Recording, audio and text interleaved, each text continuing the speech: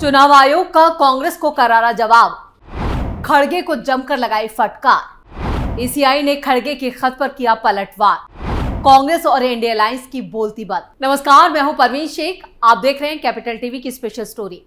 चुनाव आयोग ने कांग्रेस के राष्ट्रीय अध्यक्ष मल्लिकार्जुन खड़गे को कड़ी फटकार लगाई है। अब तक 3 चरणों के लिए हुए मतदान का डेटा जारी करने को लेकर खड़गे ने आरोप लगाए थे। उनके इसी खत को लेकर चुनाव आयोग ने कहा कि खड़गे के बयान से निष्पक्ष चुनाव में बाधा आती है।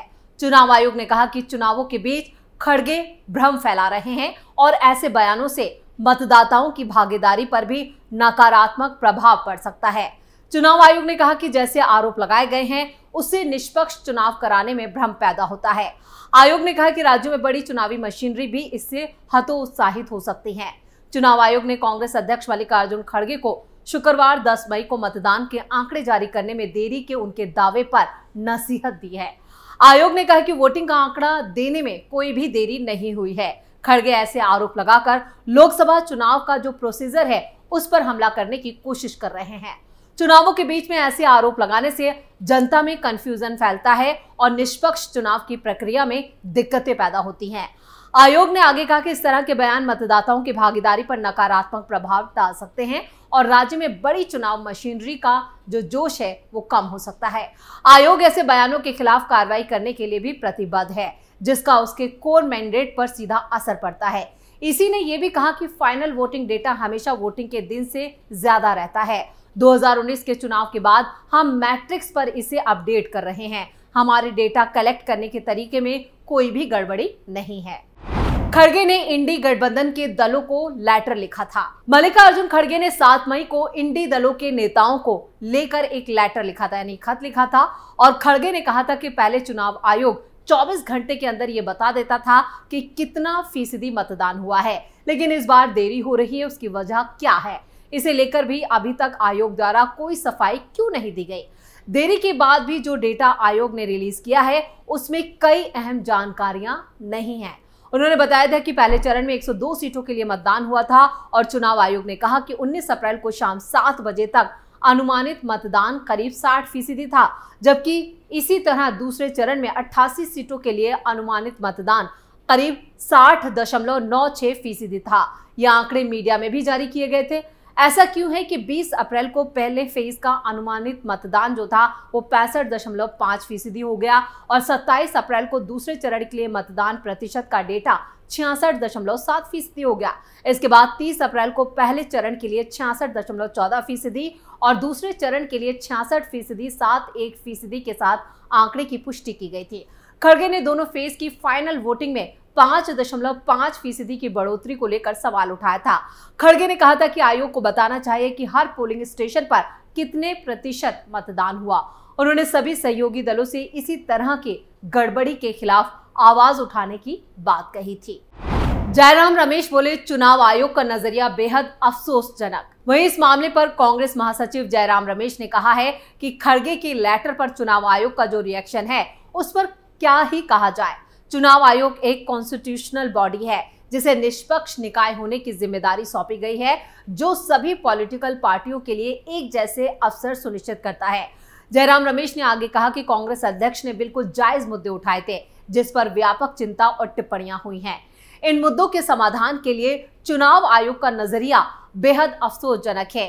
इंडिया अलायंस में शामिल दलों का एक प्रतिनिधिमंडल यहां पर शाम को ईसी से मिलने यानी चुनाव आयोग से मिल भी रहा है। इधर चौथे चरण के चुनाव प्रचार के लिए हैदराबाद पहुंचे खड़गे ने पीएम मोदी और बीजेपी पर निशाना साधा। उन्होंने कहा, चौकीदार कॉन्स्टिट्यूशन है, कॉन्स्टिट्यूशन में सब कुछ है, वो चौकीदार हमेशा उसमें से निकालना चाहता है और उनके जितने भी लोग हैं कॉन्स्टिट्यूशन को निकालने के लिए ही कोशिश कर रहे हैं और खुद एक नहीं दो नहीं इतने एमएलए एमपीज ने स्टेटमेंट दिया, हमको भारी बहुमत दो, 400 दो, हम संविधान को बदल सकते हैं और हम बदल के रहेंगे।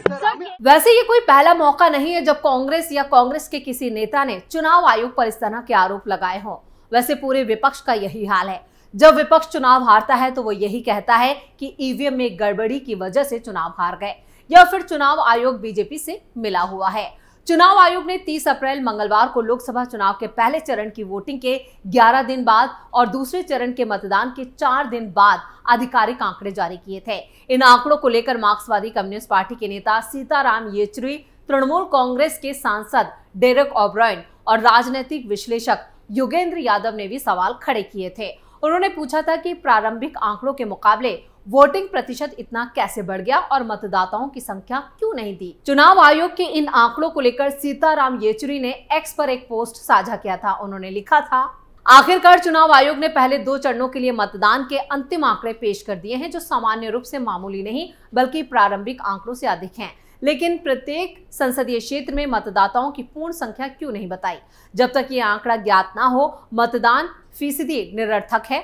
नतीजों में हेरफेर की आशंका बनी हुई है, क्योंकि गिनती के समय कुछ मतदान की संख्या में बदलाव किया जा सकता है। 2014 तक प्रत्येक निर्वाचन क्षेत्र में मतदाताओं की कुल संख्या हमेशा चुनाव आयोग की वेबसाइट पर उपलब्ध होती थी।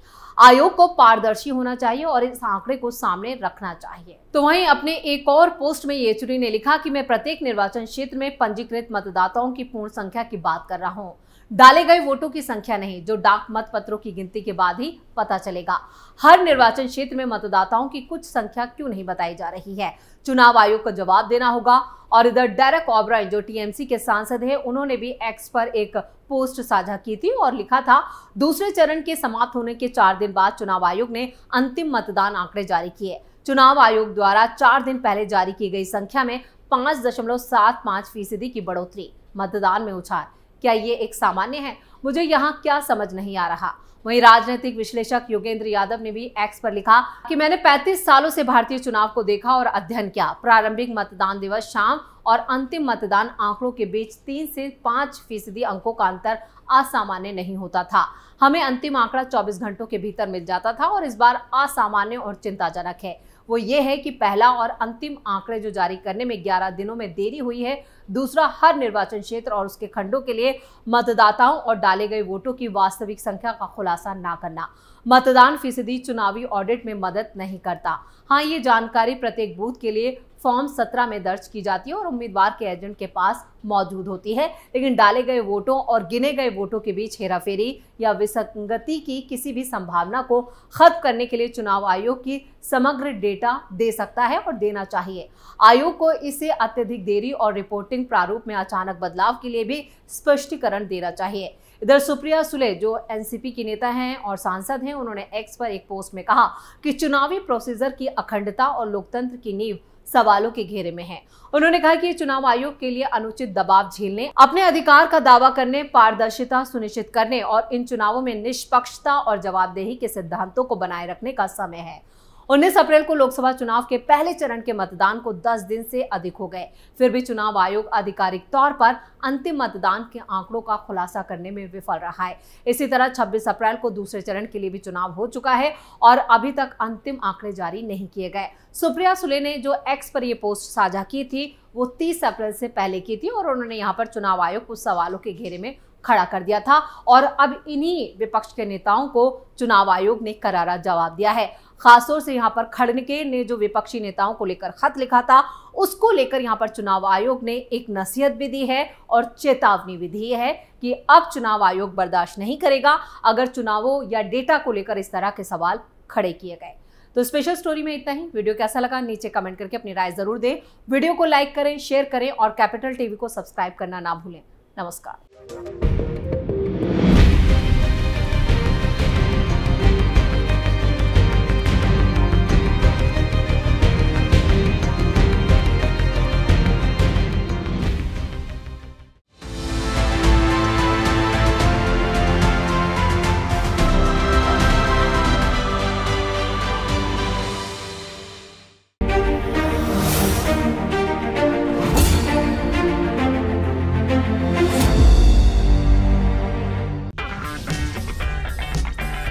अगर आपको हमारा वीडियो पसंद आया हो तो इसे लाइक करें, हमारे चैनल को सब्सक्राइब करें और हाँ, बेल आइकन दबाना ना भूलें ताकि आप तक हमारे वीडियो की नोटिफिकेशन पहुंचती रहे।